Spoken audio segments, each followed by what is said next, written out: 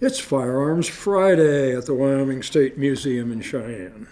I'm firearms historian Evan Green, and today I started out to talk about this Smith & Wesson model 1917 45 ACP caliber revolver, and decided it gave me an excuse to talk a little bit more about the history of Smith & Wesson handguns.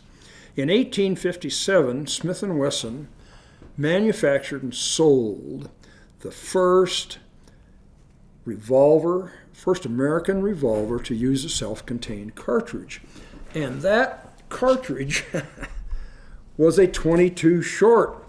The revolver, the Smith & Wesson model number 1, was a 7-shot revolver in .22 short, which today would seem really insufficient as for personal defense.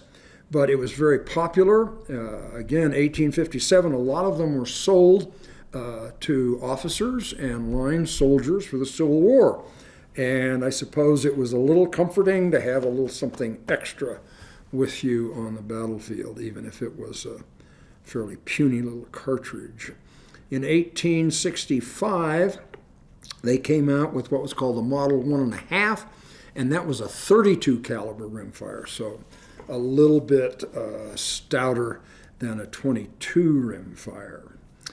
Then in 1870, the United States Army adopted the Smith & Wesson No. 3 American, and it was the first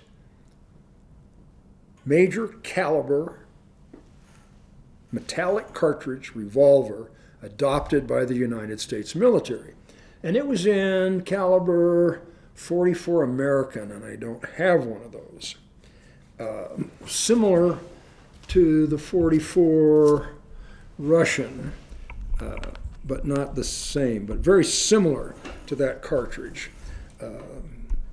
Not exceedingly powerful, but still a big, heavy combat handgun. And the thing about the number 3 was that in order to open it to load or reload or unload, you had to use both hands. And when you opened that latch that was attached to the barrel, it allowed the barrel to pivot down and that star ejector to come up and eject the cartridges. The downside was it would eject both the empties and any live ones that were still in there. But still, it was a fairly efficient firearm.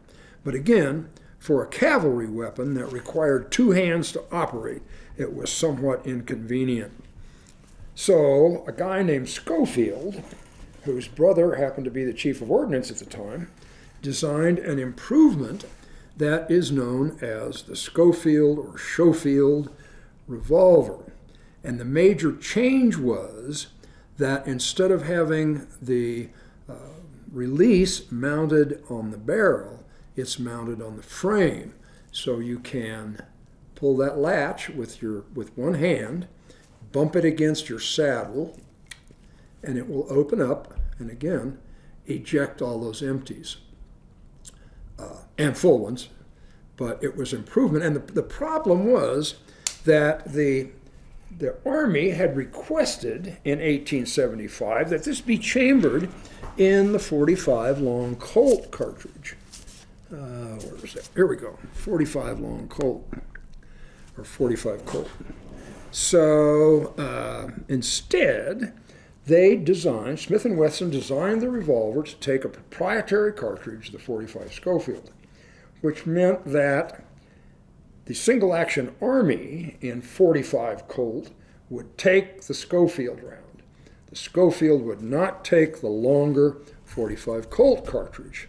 So the military being the military, it was inevitable that some guys with Schofields got .45 Colt cartridges.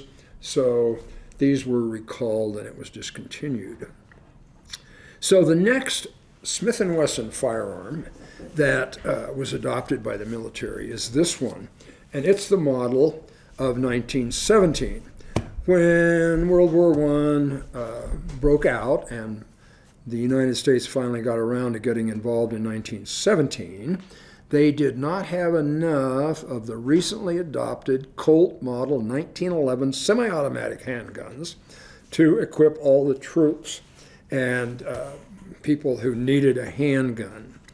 So both Colt and Smith & Wesson, who were already making large frame 45 caliber revolvers, were instructed or contracted with to make revolvers that would take the 45 ACP cartridge.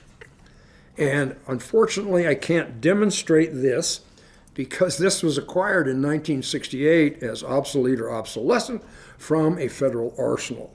And the gun guy at the time got a bunch of these, and they were all demilitarized. So you can't open the action, you can't cock the hammer, it just doesn't work. So, okay, you understand that the 45 ACP cartridge is rimless. So how do you then manage to make something that will eject a rimless cartridge? Well, some genius came up with what they call half-moon clips. And these were issued with the Model 17 revolvers. And there were pouches, specifically designed pouches that held a pair of these. So you could pop those in and out of your revolver. So there's a little bit of history on Smith & Wesson revolvers, and we'll put a picture up. But I don't have one of those original, either the first model or the Model 1.5, but we'll put up a picture so you get an idea what they look like. Instead of being a top break, they were what's called a tip-up, in that they hinged from the top. And you had to take the cylinder out and then eject the cartridges one at a time with a protrusion under the barrel. So, Smith & Wesson revolvers. A lot of people, you think the Wild Frontier, they think Colt. Well, Smith & Wesson was out there too. So, all right, that's it. Thanks for watching.